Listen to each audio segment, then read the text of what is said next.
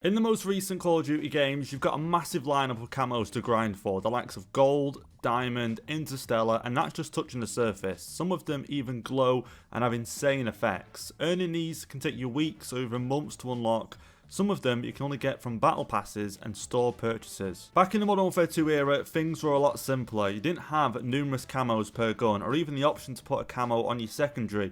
In total, you had 8 to choose from, and when you take into consideration that unlocking these became harder because your camo progress would reset if you prestiged. And in this video, there are going to be a few facts that you probably never knew about certain camos in this game, and also 2 camos that never actually made it into multiplayer at all. And just to be clear, this is all my opinion. Everyone has that one favourite MW2 camo that they loved more than everything else.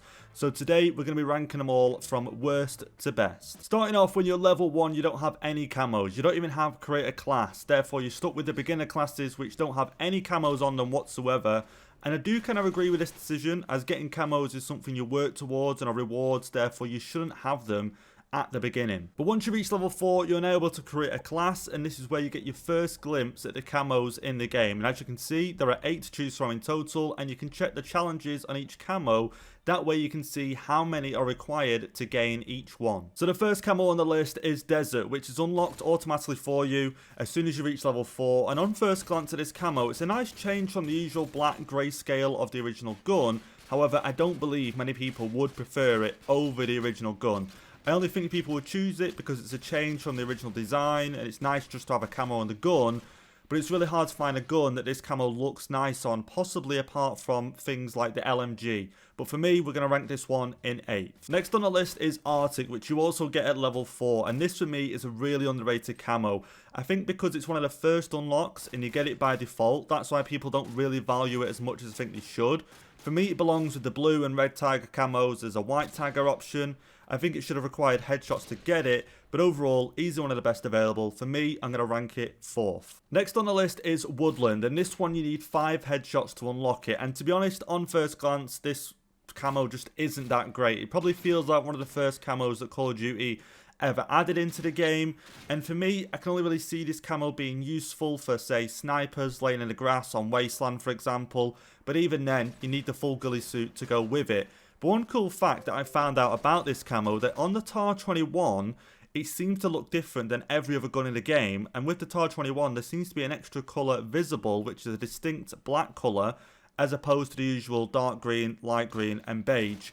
And to be honest, if it looks like this on all the guns, I might have rated it higher. But in terms of overall look, I'm going to rank this one in 7th. The next camo is Digital. Now, this is where camos start to get a little more adventurous and fun, breaking away from the orangey brown and green colour. This dark grey really makes some guns look a lot better than the previous camos and then the normal black and grey scale of the original gun. This camo requires you to get 15 headshots, but for me, this one, again, still not really that outstanding, not really make much of a difference to the gun. It's a cool effect, but overall, we're going to rank this one in 6th. Now, this is where we start to get into camos that feel different from what we've already looked at. These next camos have more colour, more detailed design, starting off with Urban. You needed 30 headshots to unlock. This camo is a much better improvement on the likes of Woodland and Desert. The added red is a nice change, which hasn't been used so far. The change in design really gives the feel that it's more of a luxury camo and that you've had plenty of kills with whatever weapon you unlock it with.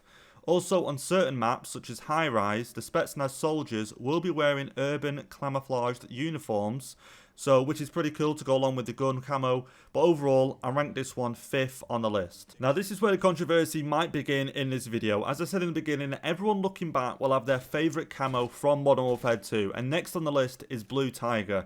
This takes the camo design to the next level, with 2 shades of blue, one darker, one lighter, with a similar pattern. This look adds so much to the original weapon and generally makes the weapon look better. It's a much needed upgrade in the camo list so far compared to the recent ones. However, it is hard to see on some weapons like the UMP45 because of the limited camouflage on the gun. You needed 75 headshots to unlock it, and you can see why. I rank this camo 2nd on the list. Now, the second to last camo, which required you to get 150 headshots with any given gun, was Red Tiger. Arguably the most popular and everyone's favourite on the game. This camo just makes any and every gun look 10 times better. It looks its best on the intervention, which of course many trick shotters use this camo. I think people really have a hard time choosing between this and the blue Tiger. However, for me, the red just stands out a little bit more than the blue. Both of these could easily be joint first, but for me, I'm going to rank red Tiger as the best on the game. And so now finally, the 8th camo that you can unlock on multiplayer is the fall camo, and this one takes 250 headshots to unlock. And it for sure has a different design and colour scheme than the other camos so far. It consists of black, orange, brown, yellow, and sometimes purple, and we'll get onto that in a minute. But seeing this gun just gave the impression that this gun was your favourite, and you was good with it, of course, to get 250 headshots. But on the Scar H, on the M21 EBR, and on the FAMAS, the camouflage has a unique effect. It adds purple to the camo. This is best visible under the iron sights of the Scar H.